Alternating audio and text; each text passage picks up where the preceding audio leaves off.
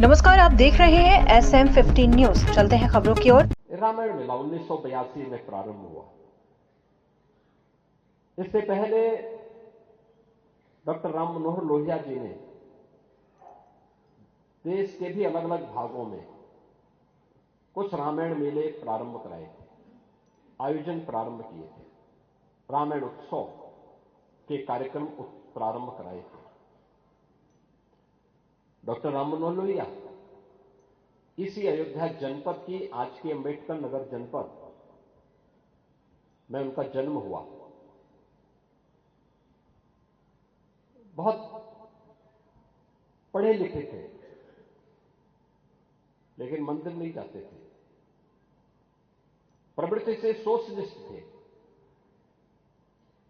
समाजवादी चिंतक थे। उन्होंने कहा था, जब उनसे एक बार पूछा गया कि इतनी विषमता के बावजूद उत्तर से दक्षिण, पूरब से पश्चिम, रंग रूप, भेष भाषा, खान पान, रहन सहन सब कुछ अलग अलग होते हुए भी भारत एक कैसे है? तो डॉक्टर राम मनोहर लोहिया ने उस पत्रकार को बहुत गौर से देखा और कहा, एक ही बात कही। उन्होंने कहा, याद रखना, मैं मंदिर नहीं जाता,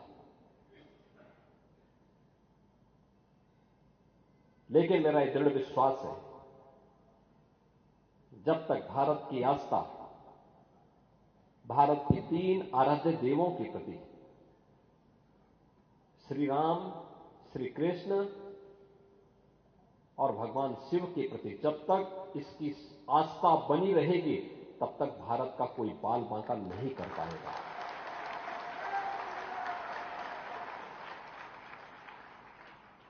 तब तक भारत भारत बना रहेगा। भारत की एकता और अखंडता को तब तक कोई चुनौती नहीं दे पाएगा। और यही कारण है, उत्तर से लेकर दक्षिण तक आज जो भारत हम देख रहे हैं, आर्यावर्त को भारत के रूप में बदलने का श्रेय अगर किसी को जाता है, हिमालय और विंध्याचल के बीच के भूभाग को सुदूर दक्षिण तक पहुंचाने का श्रेय अगर किसी को जाता है, अयोध्या के इसी तपस्वी और यशस्वी राजकुमार, जो स्वयं श्री हरि विष्णु के अवतार के रूप में इस अयोध्या धाम में जन्मे थे, प्रभु राम को जाता है। प्रभु राम को उत्तर से लेकर दक्षिण तक पूरे भारत को जोड़ने का जो कार्य उस कालखंड में भगवान राम ने किया था, समाज को जोड़ने का कार्य, सामाजिक संगठन के माध्यम से राष्ट्र की एकता और अखंडता को, कृष्ण कंधा का राज जीतते हैं, लेकिन राज्याभिषेक सुग्रीव का करते हैं। लंका को जीतते हैं, राज्याभिषेक विभीषण का करते हैं। यह है राम का आदर्श। और इसीलिए आज जब हम सब यहां पर आए हैं, भगवान राम ये सब करने में इसलिए सफल रहे क्योंकि उन्होंने जोड़ा था, पूरे समाज को जोड़ा था, सबको जोड़ा था। ये जोड़ने के कार्य को अगर हमने महत्व दिया होता,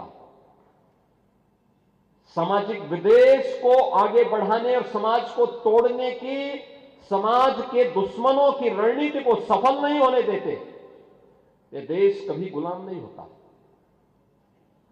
हमारे तीर्थ अपवित्र नहीं होते। चंद मुट्ठी भर आक्रांता आकर के भारत को पद्दलित करने का दुस्साहस नहीं कर पाते। भारत के वीर योद्धाओं ने रौंद डालते, लेकिन हमारी आपसी एकता में बाधा पैदा करने वाले लोग वे सफल रहे।